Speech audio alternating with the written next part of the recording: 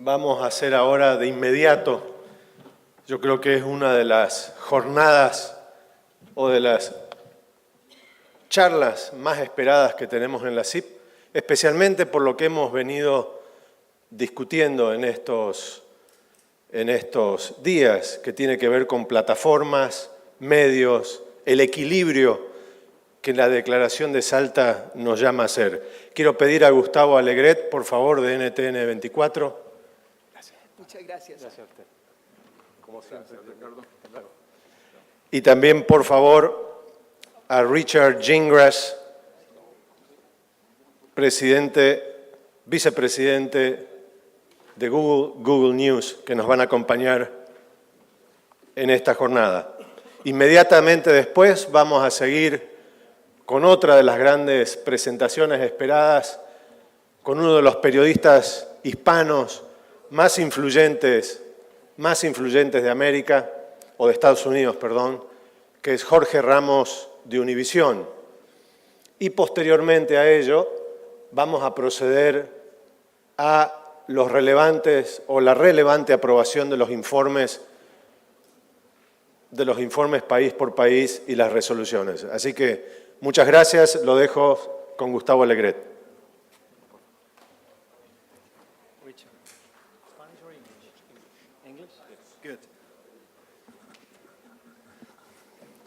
Gracias. En nombre de NTN 24, agradezco a la CIP la oportunidad de que podamos estar apoyando en la conversación que ahora comenzamos.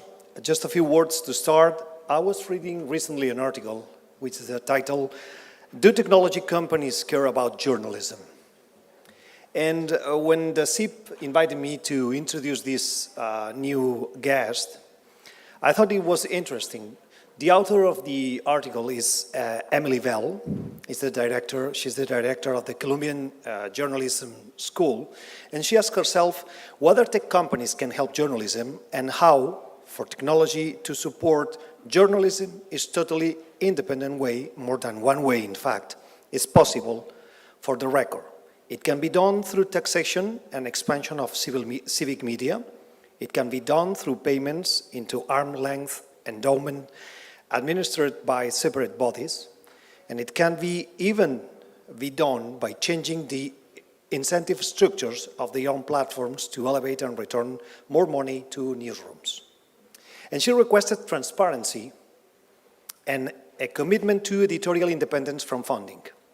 And she concludes, alerting, saying when it comes to corporate interests, journalism have to be alert to agendas in conflict with their own, and whether it can be done with the direct system of patronage Google is offering remains highly unlikely.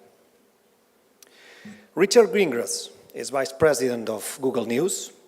In 1979, Gingras created the first interactive online news magazine in collaboration with CBS, NBC, and PBS. Last year in March, he announced the Google News Initiative. A global effort is described to invest $300 million in support of quality journalism and to develop sustainable business models. Gingras also is a member of the International Journalism Center, Sorenstein Press Policy and Public Policy Center at Harvard, and Manship School of Communications at Louisiana State University. I think it's time to tackle this interesting issue and see how Google is helping us or killing us.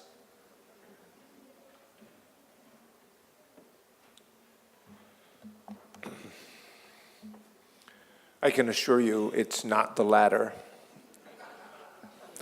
And with regard to Emily Bell, on many issues we agree, on some we don't.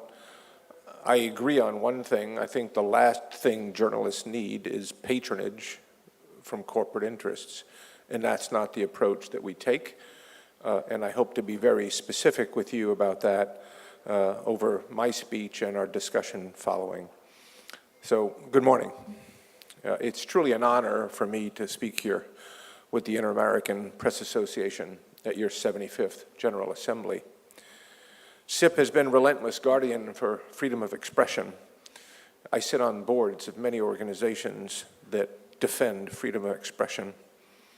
I'll do an aside here. My father-in-law was a well-regarded screenwriter in Hollywood by the name of Dalton Trumbo, and he spent a year in prison because he refused to answer the question about whether or not he had ever been a member of the Communist Party by using the First Amendment as a defense.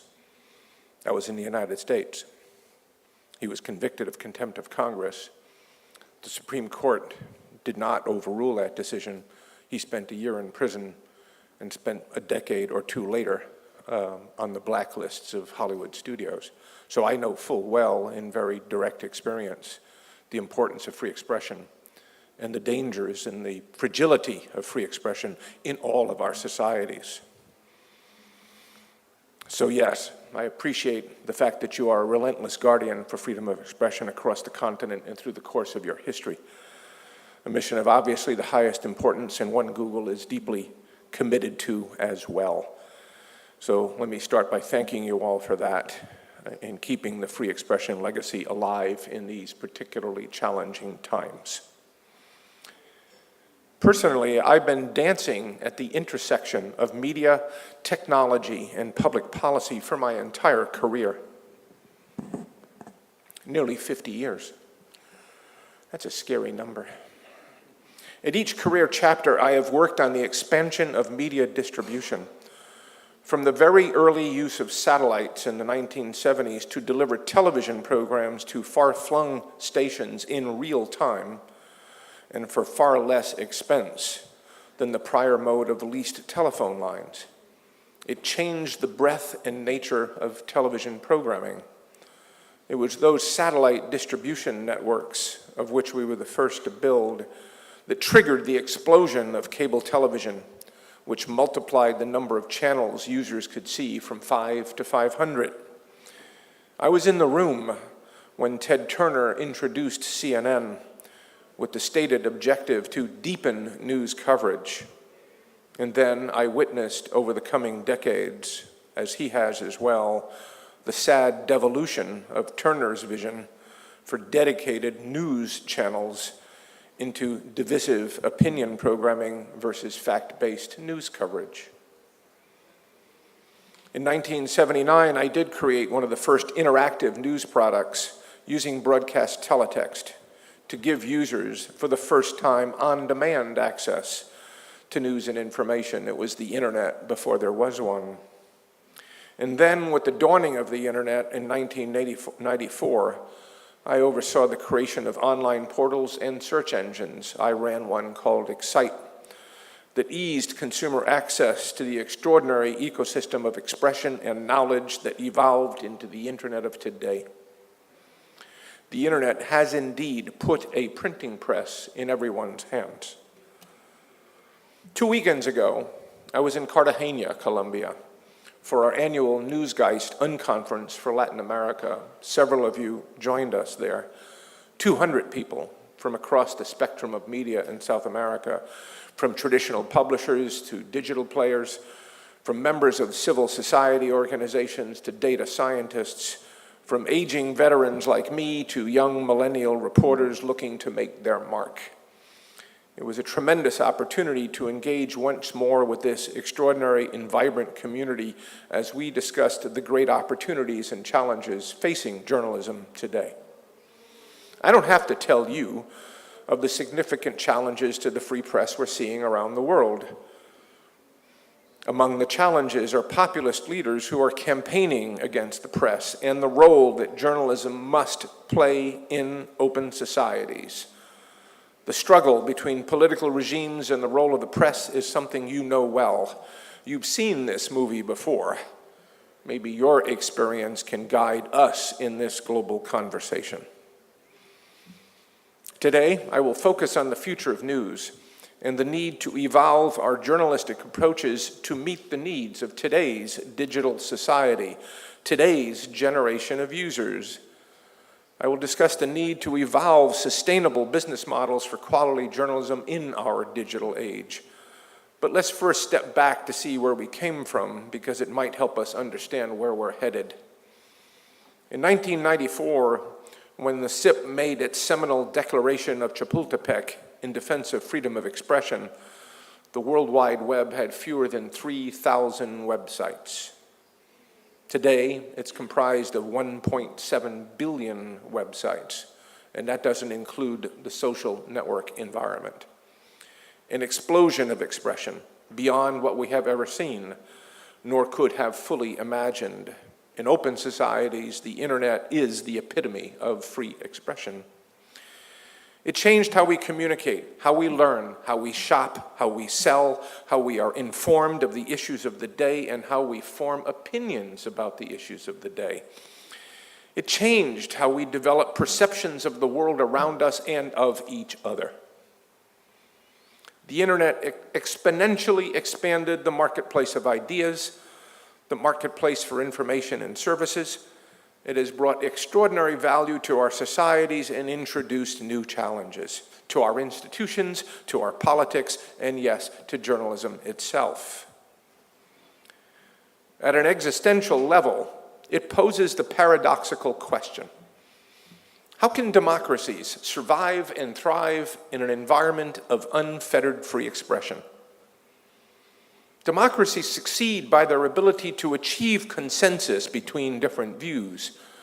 How do democracies thrive in an environment that requires bridging gaps between alternate realities? Senator Rubio's comment that no politician can afford to be a centrist is a scary thought. How can we bridge the gap with an abiding structure of commonly accepted facts from respected sources? Facts matter. The profession of journalism matters. For all of us who are involved in the pursuit of journalism, from the journalists themselves to publishers who support their efforts, to the role of Google in guiding users to that important work, how can we evolve new approaches in quest of commonly understood facts and not fall prey to amplifying our divisions? Yes, the internet happened. It dramatically lowered the barriers to publishing. It created a vast new marketplace for information, a new marketplace that offers exponentially more choice than the world of print, a richness of choice that triggered dramatic changes in consumer behavior. 30 years ago, newspapers like Clarín, El Tiempo, Folla, or for that matter, the Providence Journal, where my dad kept the presses running, it was a very different time. You could think of those newspapers as the internet of their communities. They weren't interactive, but they offered all the information one might leave to live one's daily life. Yes, the local news, but also all the mundane but useful information one might want. From job listings to movie reviews, from articles on fashion trends to recipes and much, much more. Yes, mundane, but immensely valuable as magnets to advertisers. That vast marketplace of the internet changed our behaviors. Think about the differences. When I turned 16 and I was old enough to drive a car, my dad bought me a used car through the classifieds of the local newspaper. Would you do that today? In the United States, you'd go to Craigslist or Mercado Libre in Latin America. When my mom wanted a new recipe for Sunday dinner, she clipped one from the newspaper's food section, along with coupons for discounts on the ingredients. Now my spouse and I go to epicurious.com, Bon Appetit, or the New York Times Cooking, or we order food to be delivered from an array of restaurants. When I graduated from college, I found my first job in the job listings of the Washington Post. Today, that would happen on Monster.com in the United States, or Touchstone in Germany. Years later, when I could buy a house, I went to the Los Angeles Times. Now I'd go to Zillow or realestate.com in Australia, or the many home listing sites in this region as well. Our information access behaviors have changed. We go to different sources, different websites, different businesses, and not surprisingly, the advertising dollars moved with those behaviors. This has not been good for the business models of newspapers. As consumer behavior changed, the business model became less effective. The ad revenue generated by classifieds, by movie ads, by supermarket ads is no longer what it once was. And it was that revenue that cross-subsidized the serious journalism. Hard news, in general interest newspapers, has never been a major draw for advertisers. Some media companies responded by investing or acquiring new online businesses. In Australia, News Corp owns realestate.com, the largest real estate listing site. In Germany, Axel Springer owns Stepstone, the largest job site. But these businesses are separate.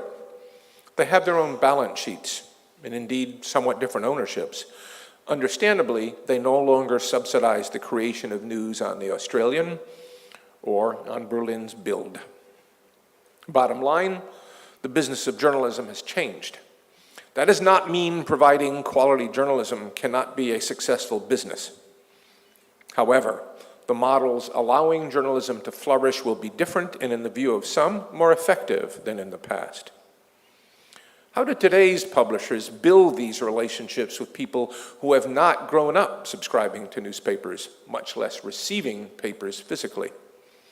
How can publishers foster these relationships through new engagement, through deep and meaningful coverage in a world where the millennial generation is likely to do what many generations have done, develop an affinity with new sources of news?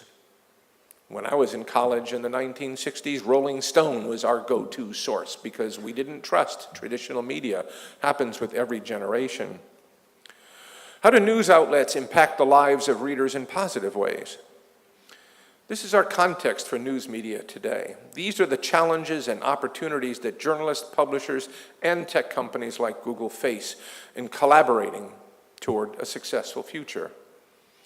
Google has engaged in many ways to find and support solutions. I've been in this job for nearly a decade. We continue to learn and evolve our approaches. I see no other path. Google supports publishers and journalists by helping people find their journalistic work and sending them directly to your sites. Today, while news queries are a very small percentage of overall search queries, we nonetheless send more than 24 billion visits to news sites each month around the world. I believe that's roughly 9,000 each second. It has enabled legacy publishers to expand their audiences far beyond the range of their print distribution. More news is being consumed than ever before, throughout the day, in new and different ways, from a mix of sources, both old and new. When I was in Cartagena, I had discussions with publishers across the region, from Mexico to Argentina. In every instance, publishers were as eager to work more closely with Google as we are willing to work with them. Consider our efforts with reader revenue, with subscription tools. This was a collaboration from the start, involving publishers from around the globe, because we don't know the reader revenue business, and I wanted to make sure we had the proper advice from publishers around the world. The result was the creation of a suite of tools that publishers can use at their option to increase subscription revenue. And we're at the early stages of this. The business relationship with Subscribe with Google is powerful and unique. 95% of the revenue generated through our subscription tools goes to the publisher, along with the customer information necessary to further build engagement. It is available to all publishers, large and small, traditional and digital. Consider this, please, if you will, in comparison to other players where the revenue share is 50-50 to you, and your customer's name is unknown to you. What I often tell tech journalists is be careful about how you use the platform, the word platform, because all these companies are quite different, and I don't say that to criticize any other company that might have that name applied, but we all have very different motivations and objectives. Google's platform, the platform of Google Search and Google News, is the open web itself. And the success of our products like Google Search and the success of our ad technologies are dependent on your success on the open web. Please keep that in mind as you assess what we do. We are seeing promising growth in reader revenue in Latin America. La Nación in Argentina disclosed it has reached 250,000 digital subscribers. And Brazilian newspapers such as O Globo and Estadão, my apologies, have seen tremendous growth, increasing digital subscriptions 74% and 56% respectively last year. Our Google News initiative, in addition to many of the things I'm mentioning here, is investing $300 million to help news publishers around the world develop new products and business models that fit the publishing marketplace the internet has enabled. One news marketplace is audio programming, enabled by smart speakers and smartphones, from news reports to podcasts of all varieties. The New York Times, for instance, sees this environment as one where they are the disruptor, not the disruptee. The Daily, the New York Times podcast, now reaches more than 2 million daily listeners, about 10 times more than what they expected. We're at the early stages, but here's an area where Google is making large investments with news publishers to develop this powerful new market for the spoken word. So when people say, what is Google doing? What is Google willing to do? Follow my words carefully. I'll give you a very good indication of where we think it's appropriate and useful for us to invest, not in the interest of paternalism, in the interest of enabling a future of news that is sustainable organically on its own. Google is also making major investments in tools for journalists that are working in your newsrooms. We're applying our abilities in machine learning to provide free tools that can give journalists the power they need to do their work in this digital world and reduce some of the drudgery along the way. I speak of tools like Backlight, which we're now testing with many of you, about 100 news organizations around the globe.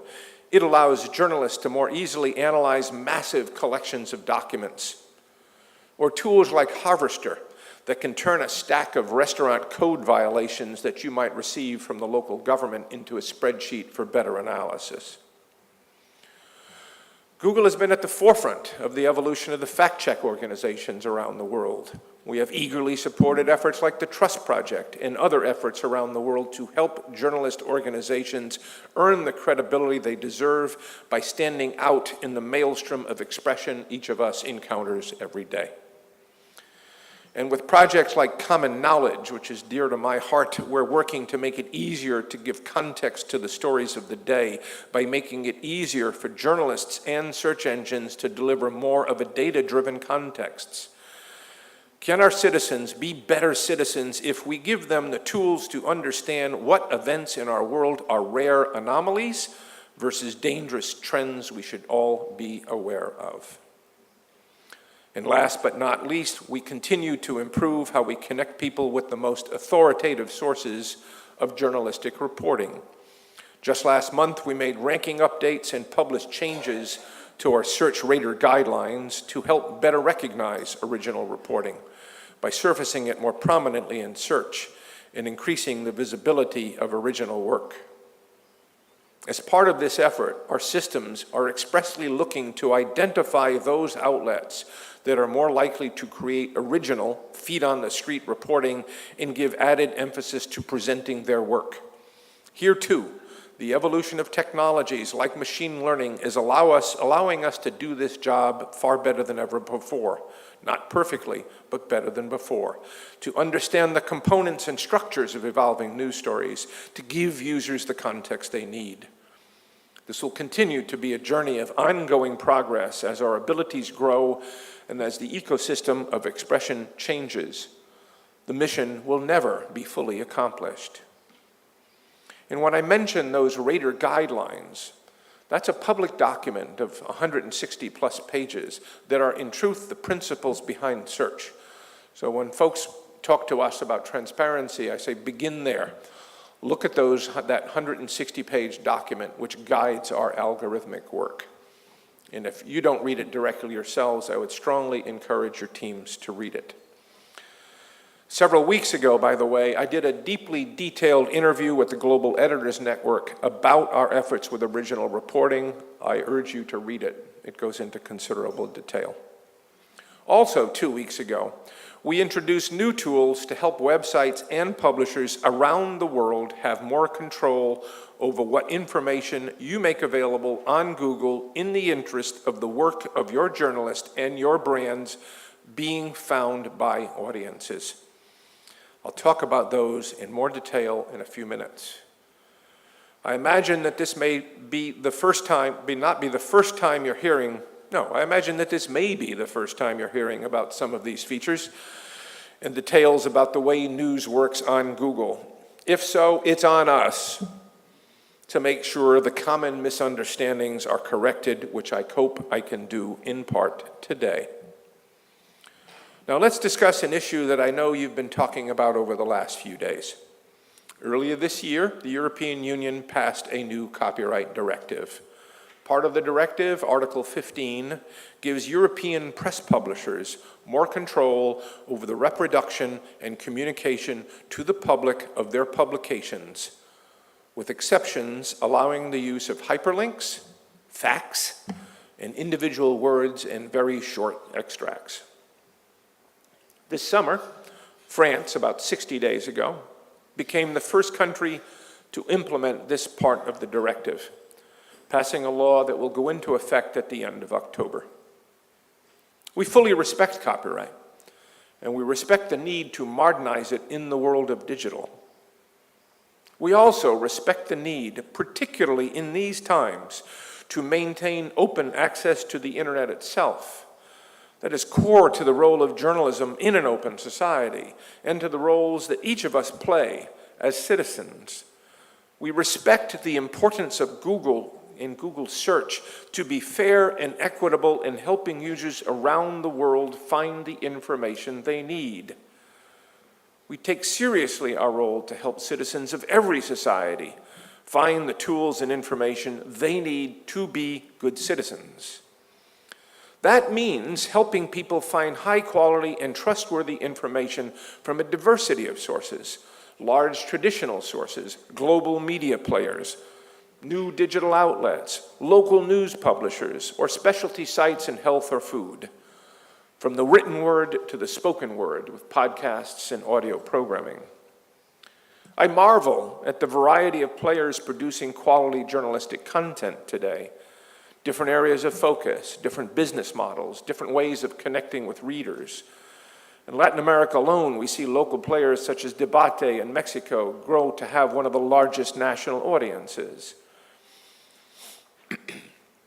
Digital pure players such as Infobae in Argentina are among the most read news sites in Spanish. We see centennial outlets such as La Nación being global leaders in data journalism, and up-and-coming startups such as Nexo Jornal in Brazil and Redacción in Argentina aiming to define once again the connection between journalists and their readers. When users come to Google, we sort through all of those. The thousands, indeed millions of instances of online journalism focused on a particular topic, and give users the best information based on the relevance of the results to their search query.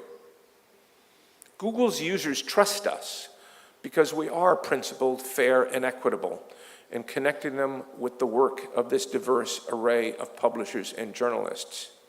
We don't just say this, we know this because we do ongoing consumer research to understand how they perceive Google and how they perceive our work.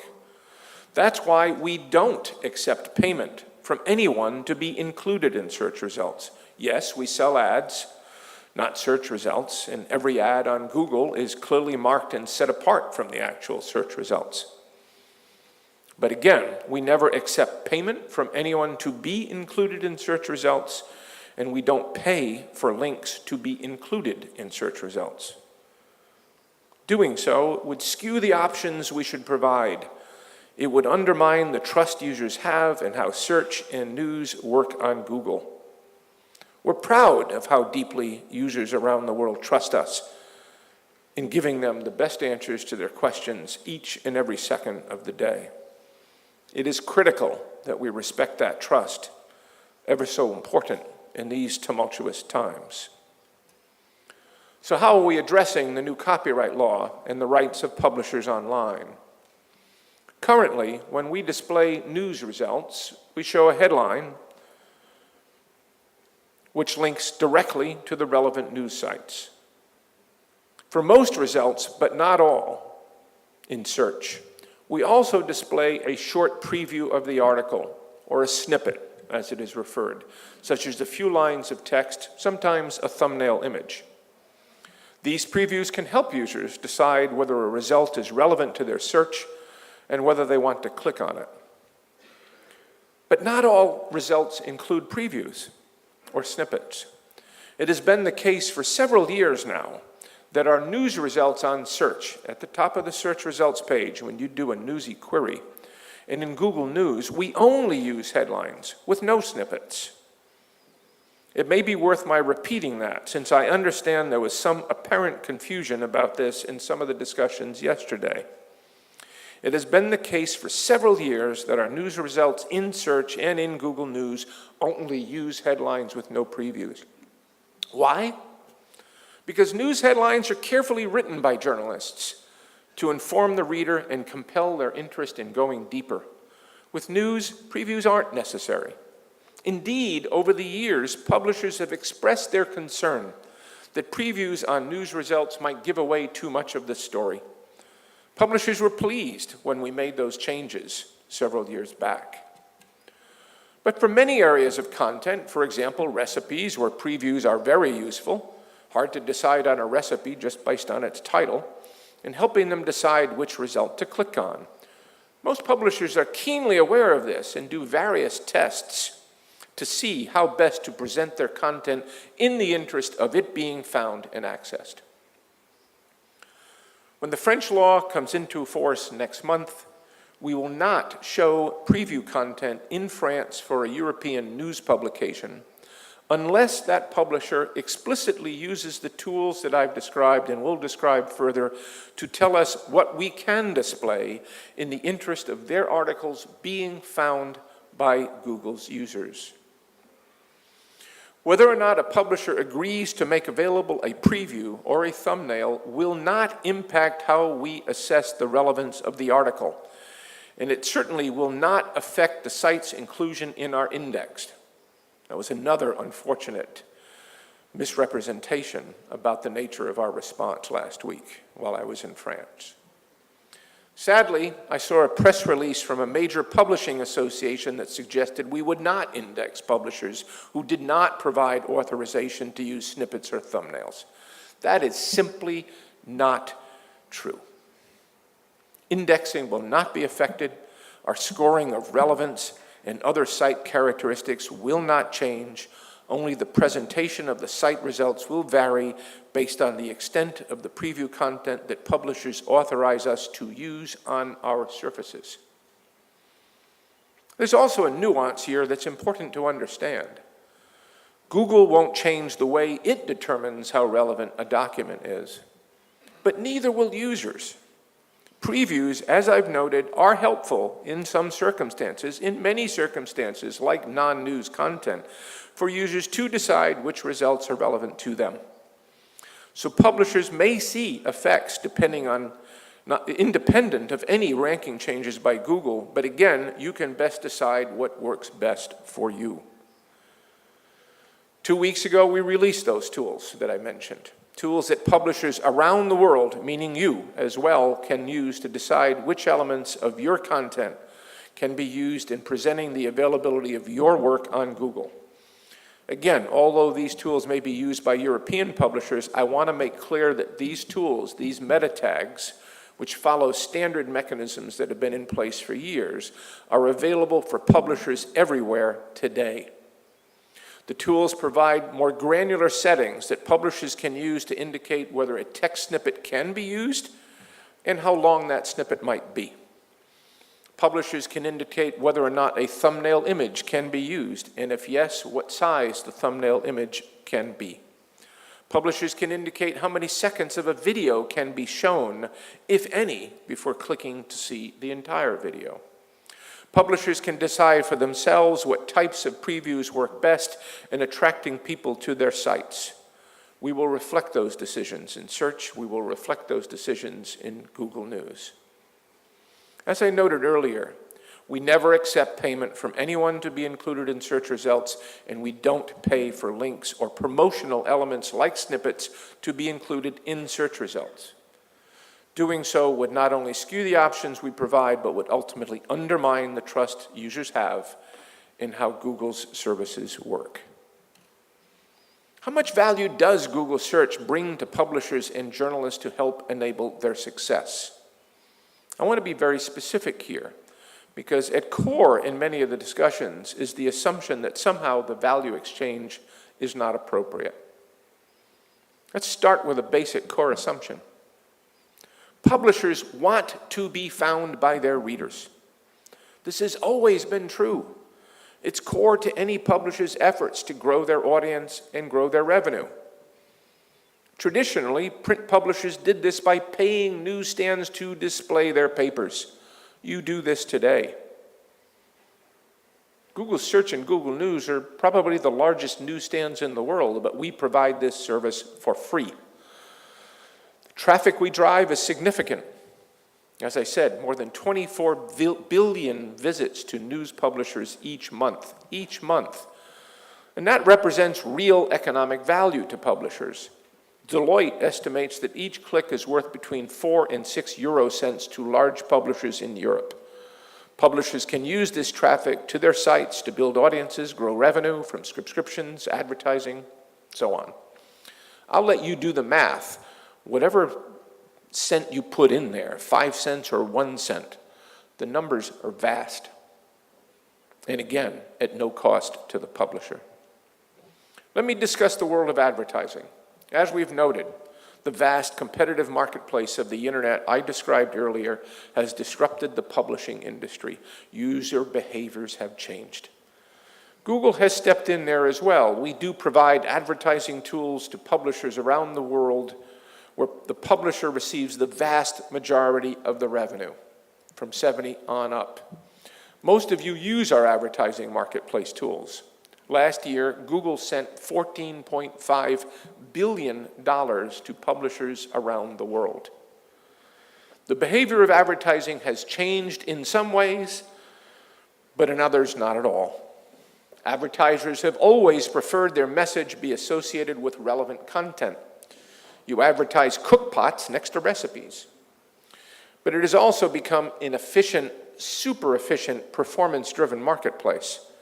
That market efficiency has been a boon to small businesses, and that is no small part of Google's success. That cabinet maker in Lyon, in France, can now cost-effectively do what he could never do before: reach potential customers in Brussels or Berlin or Boston or Buenos Aires. We are aware of the impact the internet has had on the publishing ecosystem. We believe it's important that we do our part in enabling a strong future for news. Globally, we've contributed as much, if not more, than any private entity in the future of news.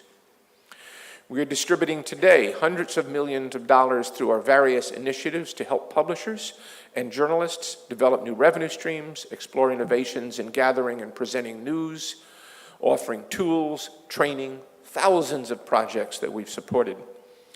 Google will continue to work alongside the news industry to address the challenges and opportunities we've discussed today. There's a lot more to do and more to learn together over the coming months and years. We will continue to invest in the future of journalism such that it can find its models of independent sustainability. I believe all of you can agree on this with us. Journalism is best if it is independent in its forms of support. That's why I bristle at the term paternal support. That is important. It's important to be wary of reliance on the support of others, be they governments or partisan business interests or platforms whose success may not be as persistent or permanent as some might expect. You might recall I said I was head of Excite. That was the #2 search engine in the 1990s, Yahoo being the topmost. both of us were blown away by Google. These things happen. Our CEO and chairman guide us on this constantly. The world changes. Our business changes. It will change.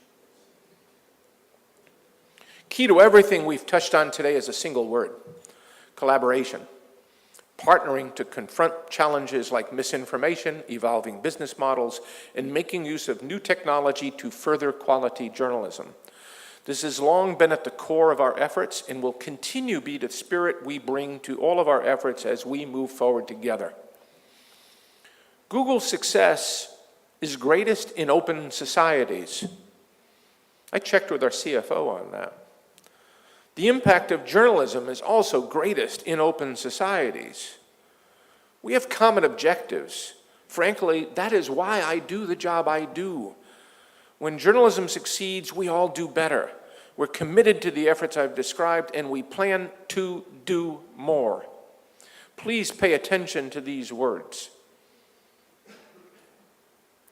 I think we've been quite clear in our response to the EUCD law in Europe in a principled and thoughtful way.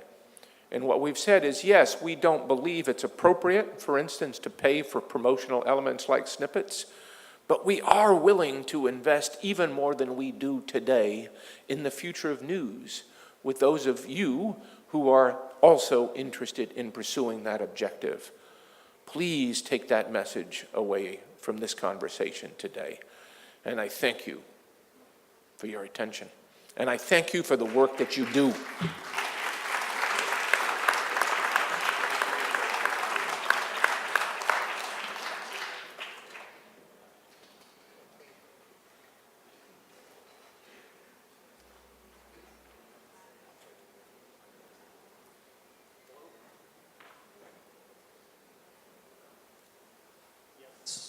Yes, good, thank you. Thank you for those words. Thank you for opening the conversation. It's not a closed debate. And as you can imagine, some people in this audience have been or will be editors.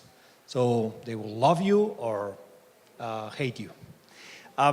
Before the questions, if anyone wants to ask a question, there's going to be a mic here. The way that I know that you are ready to ask, it's because you are there.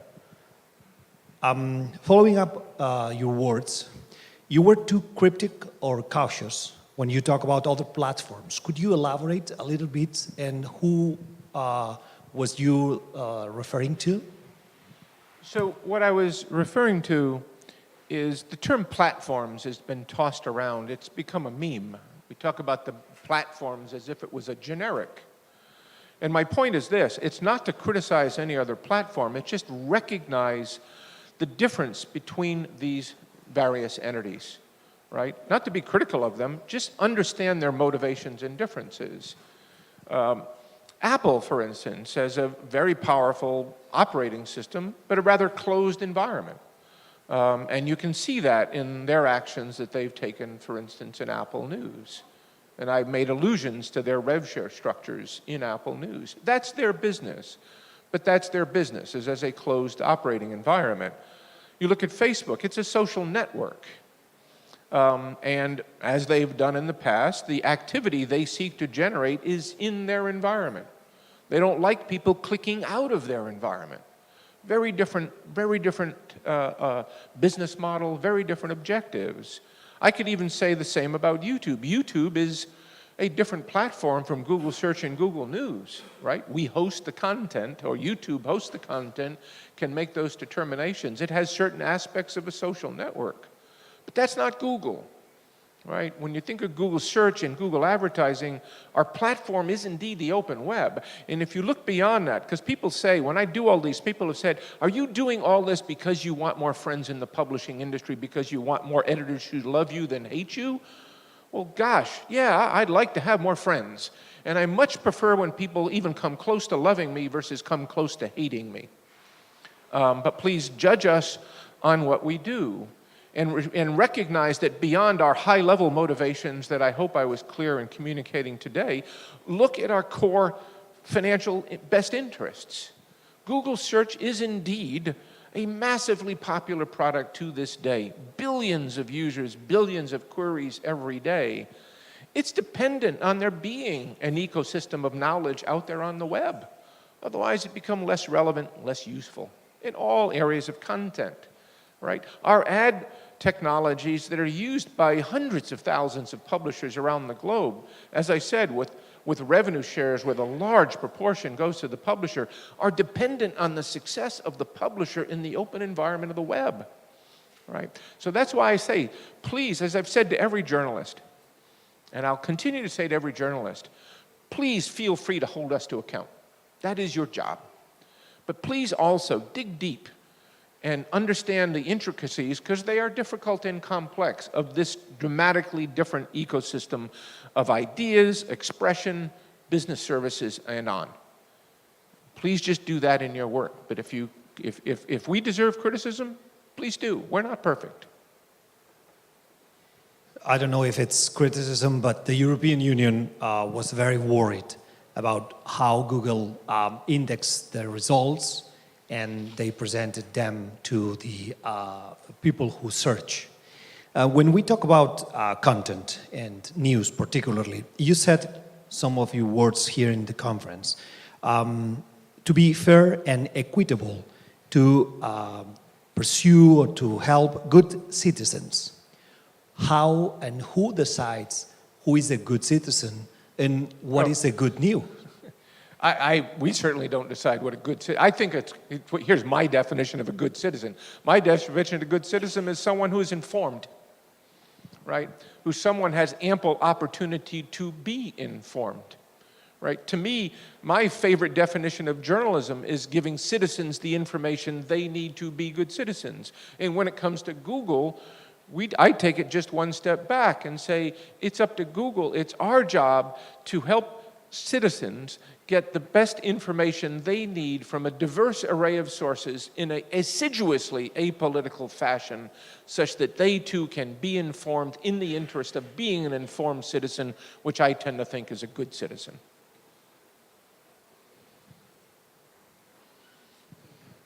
Hello. Hi. El Nacional from Venezuela. Thanks for having you here. I heard you before in Google News Initiative. I have two questions. First, there's any tool that they're developing to help us avoid the censorship in the DNS level? Because we can use the VPN, you have the Shield project, and you have the Intra. But there's no tool available to avoid the censorship in the DNS. So there's any way you can help us out? That's a good question. I don't have a particularly good answer. I'm well aware of what we've been doing with Project Shield and other areas of journalist security. That effort has come out of a division of Alphabet called Jigsaw. Jonathan Bellack there, who I work closely with. But I don't have the current specific understanding of exactly where we're taking those tools. Okay. There's no question that objective was just there. It was how do we protect journalists from inappropriate or any form of censorship at all to the extent we can in our position as a key tech player in this environment. Okay. And the second question is, countries like Venezuela or Nicaragua, where the freedom of speech is not a business, given though that when we go online, the CPM is extremely low, there's any way Google can check out how to create a CPM price where make it an incentive for freedom of speech? If you don't make it a business, people will not go through it. And that's a very fair point, being, what further can we do to assist in monetization, whether it be via advertising or reader revenue, and we approach both. We had discussions just last week with several publishers from around the globe about what we can do further in the advertising space. It's a trick. It's not an easy challenge because, as you might know, I think as everyone here who knows who's worked with the advertising community, they have a singular objective, which is to make sure their products are sold and marketed as efficiently as possible. We have explored and we will continue to explore, can there be premium pricing for high-quality journalistic outlets? That's a great objective. Whether we can get there is obviously to no small degree dependent on the actions of advertisers. That's great. And on the reader revenue side, same thing. I have a full-time team supporting that, and they will support it for years and years and years as we evolve with not only the tools, but the best practices to drive reader revenue, be that subscriptions or contributions, and we're supporting both. And as we learn of any new approach, we would gladly absorb that within the capabilities that we're looking to provide. Thank you very much. Thanks. Let's move to another question. Thank you, Richard. Excellent presentation. And two things. One, you don't have to describe yourself as an aging veteran. Everyone is aging, no matter how old they are. John Watkins was a great president of the IAPA, and it struck a chord when you said that your father ran those presses. And that's something to be proud of, and made me feel really good about hearing you. Picking up on something that Mark... Just to say that my first job was there too. I was a flyboy. I remember meeting Mr. Watkins. Oh, wow. And it was certainly Mr. Watkins. Mr. Watkins. Yeah, he was a great fellow. Picking up on something that Senator Rubio said, and you said from two different aspects. He talked about one of the problems, and you addressed it with closed systems like Apple and Facebook.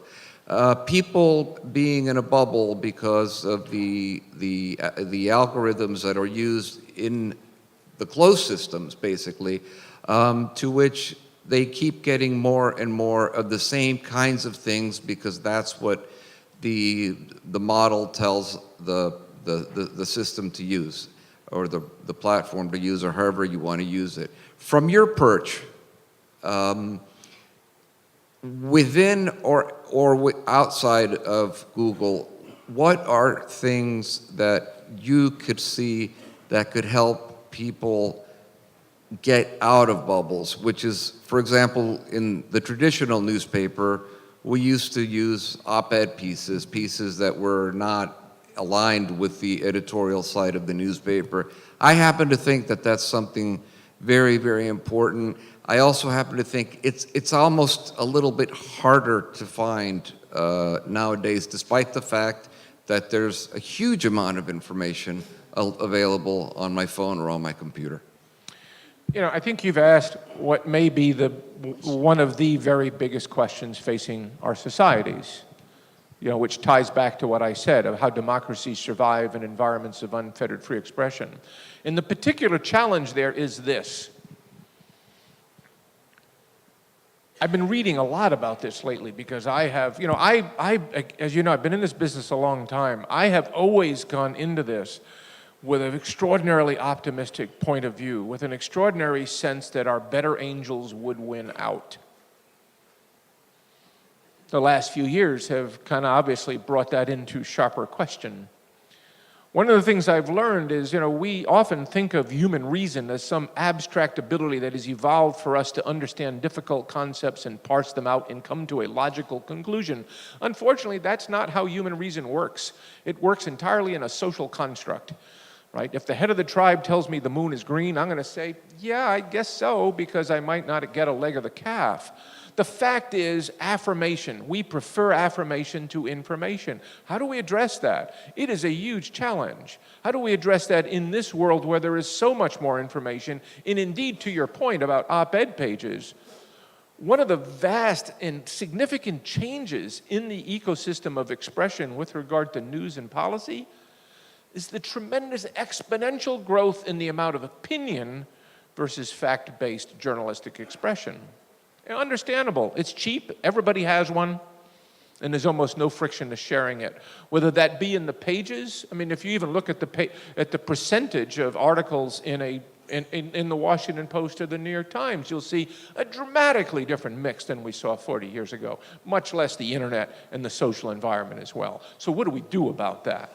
You know, I look at it in various ways. First of all, directly as far as our ranking is concerned, you know, how do we address it there?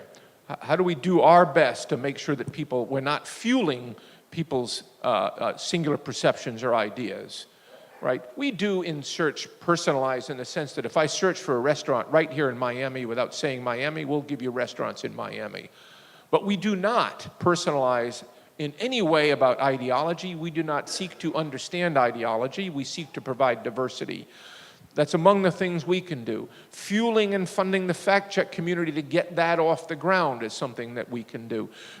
Moving forward with new approaches to media literacy through vehicles that may make more sense to the millennial generation is important that we do. Bringing more fact-based knowledge, as I said, statistics. This common knowledge project that we're starting in the United States, I would love to see that go everywhere.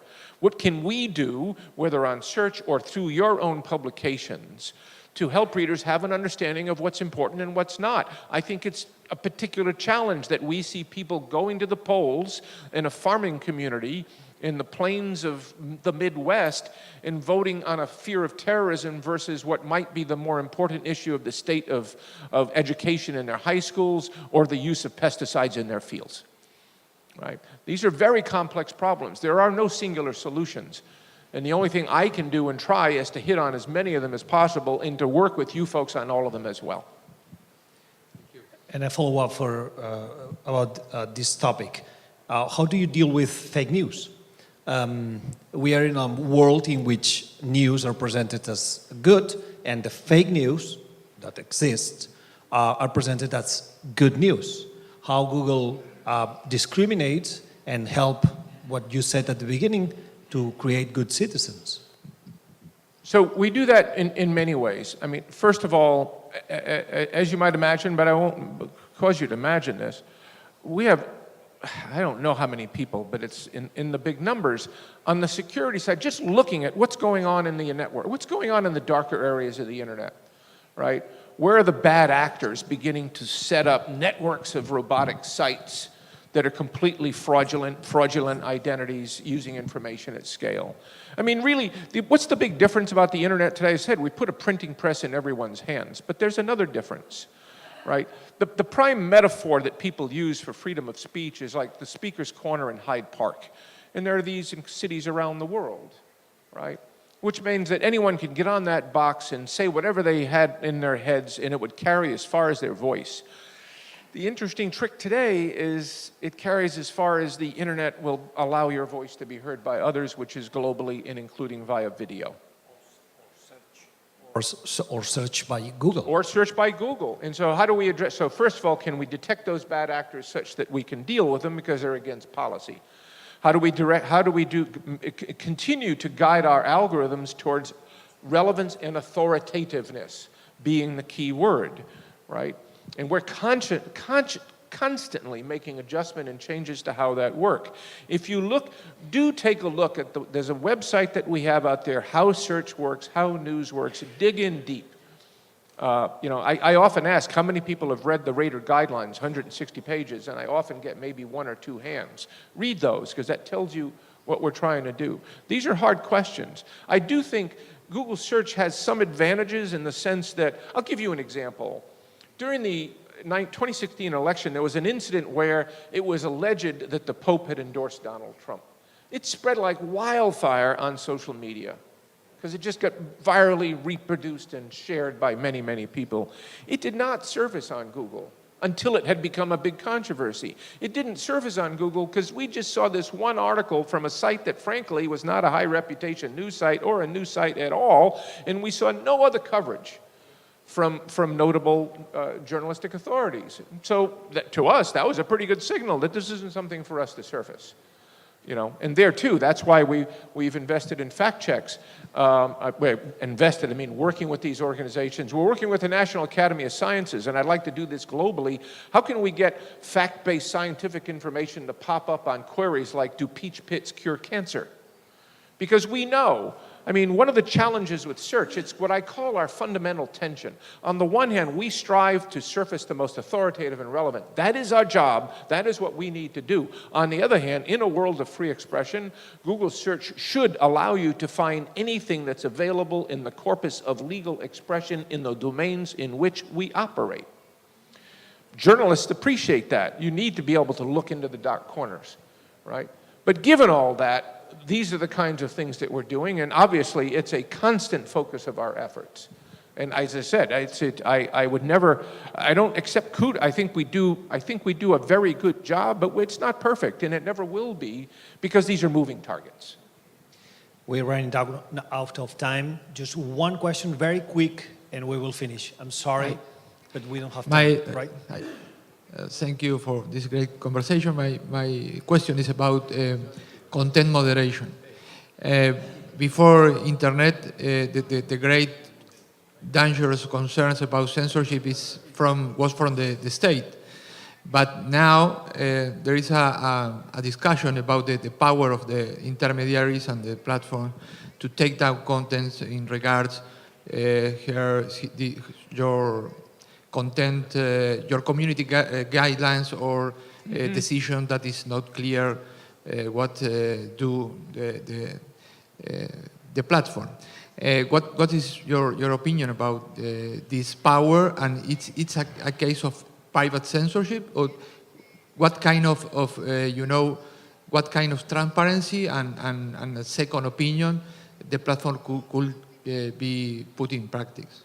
Well, first of all, from what I've said, and also beyond that, with regard to transparency, we feel very strongly about being transparent when we're asked to take down content, for instance, say on YouTube or whatnot.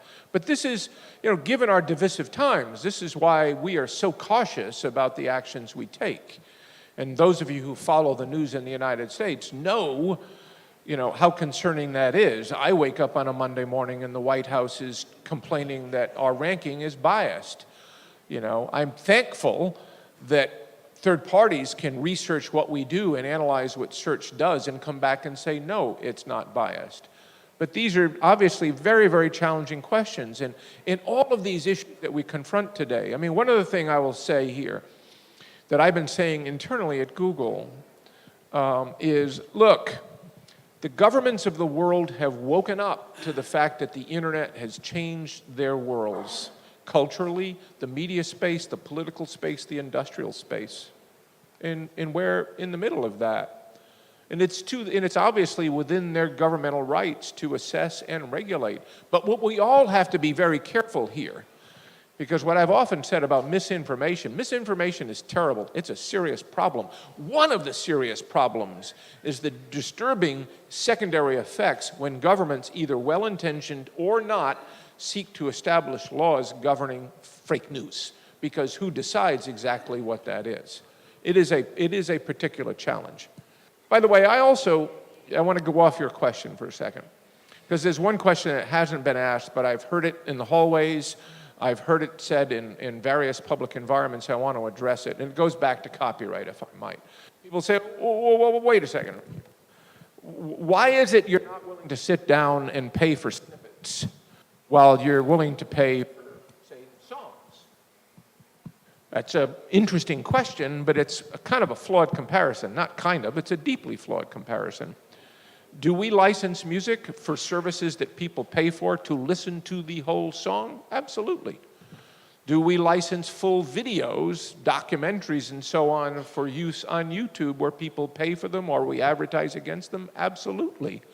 Do we, even with news publishers, and many of you have worked with us on this, have we, in a sense, licensed your articles and given you a minimum guarantee where we sell all the advertising? Yes, we do that. But those are full articles. Those are full songs. Those are full videos. A snippet is a promotional element, a simple promotional element that you can or cannot, at your determination, decide to make available to us. And for all the reasons I said, no, we won't pay for those, because we think that undermines a massively important principle of the open internet, of trust in our services. Because one thing, when I look at the research about people who trust us, and the numbers are really, really high, when I look at the ones who don't, it's because they presume inaccurately that somehow this is all a paid environment and that people are at the top of search because somehow we took some money along the way, right? So, which is why we're so concerned about this. But I thought it was very, very important to address that question. Thank you. Richard, I'm going to ask you to help me to try to answer all the questions very briefly. How many questions do we have pending? ¿Vos también? Three. what do you prefer? We can do all together and you answer all at the same time, or one by one? Whatever you think best. I'll try to brief. Very quick, straight Okay. to the point, please. Bueno, primero, muchísimas gracias, Richard. Es un gusto volver a verte y valoramos muchísimo, tanto en la CIP como en los países en los que trabajamos, esta disposición permanente de Google para dialogar y para encontrar caminos comunes para la industria. En Argentina lo vivimos siempre con Eleonora y con Matías. Dos preguntas muy cortitas. ¿Puede ser una? Sí, ¿Puede sí, ser pero una? la voy a sintetizar en una. Una tiene que ver con el informe de la News Media Alliance que se reveló hace 2 meses, donde ellos hablaban de un monto de 4,7 billones de dólares respecto del aporte que le hace la industria periodística a Google en el año pasado. Google, entiendo que desestimó este número, pero nunca ha dado un número alternativo. Si nos podrías aclarar eso. Segundo, respecto del tiempo que el usuario de Google pasa en las noticias, que el propio informe dice que ha crecido sustancialmente, si nos puedes dar algún dato preciso al respecto. Tú dijiste que las búsquedas de información eran muy pocas o eran relativamente bajas, si tienes algún dato más preciso al respecto. Y finalmente, ¿qué opinión tienes respecto del pedido que hizo la industria de diarios americana al Congreso para negociar en conjunto con Google y las plataformas el tema de los beneficios compartidos? Muchas gracias. Okay, I'm glad you asked that question. That NMA study was so deeply factually inaccurate, and it was, I think, appropriately discredited by many third-party sources. I certainly voiced my views on it, but I believe it was the Harvard's Nieman Center that came out and said it was imaginary. Columbia Journalism Review, Poynter, many others said this is a fallacious analysis. Revenue to us from news, and by the way, I said news queries are a small percentage. They're a massive volume, but again, we handle billions of queries a day, so I want to make sure that's not misconstrued. There's a lot of queries that relate to news. It's just at a modest percentage compared to the overall. Our direct revenue, or even indirect revenue from the news space is insignificant, hard to measure. And in fact, I would actually point to you in your own experience. If you look at news queries on Google search, you don't see ads, right? The last time I saw an ad there, I think, was when Barack Obama published a new memoir, and if you did a query, the publisher had an ad for his new memoir. You just don't see ads there. If you look at Google News, there are no ads in Google News except on the articles on the publisher's sites. So no, we make a teeny amount of money off of news, far, far less, frankly, than what we're investing. That doesn't concern us. We think it's the right and important thing to do. But I was deeply disappointed in that study. That study made me sad. If that study had come from an association of journalists, I would have said, seriously? Where's our sense of the importance of presenting facts versus spin? I thought it was deeply unfortunate. And I would raise this point to all of you. These are political discussions happening out there. And your associations, in their various forms, are part of those discussions. I would simply ask you, in your own consideration, is to assess, is your interest being best represented by the associations you're related to? Because as I mentioned earlier, there are all forms of publishing companies today. Not that any are more right than not, but there are global media behemoths. There are legacy newspapers and newspaper chains. There are local newspapers, digital pure players. Who represents your best interests? We're going to do our best to try to represent the interest across the board and not skewed by one. Hello, Ernesto Kreiselberg, La Plata, Argentina. My question is, do we as newspapers give you the information to publish on Google, or do you take it from our sites? And can we opt out from being inside Google? You have always, in the complete history of search and news, been able to control whether or not you're in search. That has always been the case. You don't have to talk to us or call us. There is a simple, straightforward internet protocol called robots.txt that you can convey in your site. Don't index this content. Index this page, but not that page. This section, but not that section.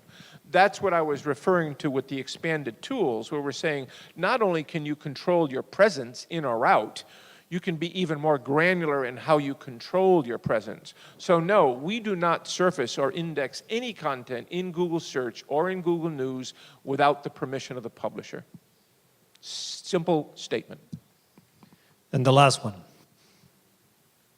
Un gusto, Eric Iriarte, de Perú. Hay toda una tendencia de poder... Hay toda una tendencia por parte de las entidades antitrust, sobre todo en Estados Unidos, de separar a las grandes compañías tipo Google porque entienden que tienen un monopolio o una posición dominante en el mercado. De ocurrir esto, ¿cómo quedaría la unidad donde usted está de news a un nivel global, primero? Y segundo, ¿cómo esto afectaría la interrelación que tienen con los publishers alrededor del mundo, sobre todo en tema de respetos, por ejemplo, de derecho de autor? Hola. And that is exactly why I made the speech I made here today. Now, to your point, as I said, there are around the world, there are various commissions that have been looking into the nature of the internet environment itself, the nature of the advertising marketplaces, so on and so forth, as they should, right?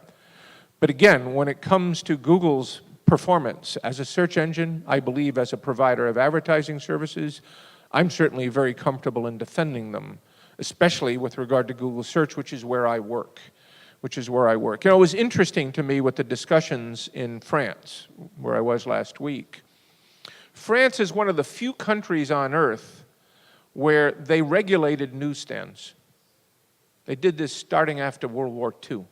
They regulated newsstands, and they said, and the specific objective of the regulation was for the newsstand to provide a wide diversity of titles, right? They couldn't just pick the ones that they kind of aligned themselves with. A wide variety of titles, and they actually itemized them. I thought that was, I found that language recently. I went, that's Google Search. That's exactly what we're trying to do here. And that's why when we assess these issues like copyright, I actually believe in this case, again, we support copyright, but in this case, the specific suggestion that somehow we pay a publisher for the use of a snippet, which many of you think we should not use, in the interest of you being found on the newsstand of Google, is in truth a free expression issue, right? And I think it's very, very important that we look at these issues. That's, to me, what keeps me up at night. Again, I've been in this space a long time. I've been working on free expression issues almost my entire career in one form or another. And that's what scares me, is that so much of the approaches that one might be considering in the regulatory environment can often not be aware of the secondary consequences. And the secondary consequences can be huge. I remember, I read somewhere, in 1954, there was a sociologist by the name of William Osgood who said, and he said this in relation to atomic technology, he said, when technologies have a massive impact on societies, in all cases, they were created and invented for a specific and positive purpose. As I say, technology has value. It does not come inherently with values.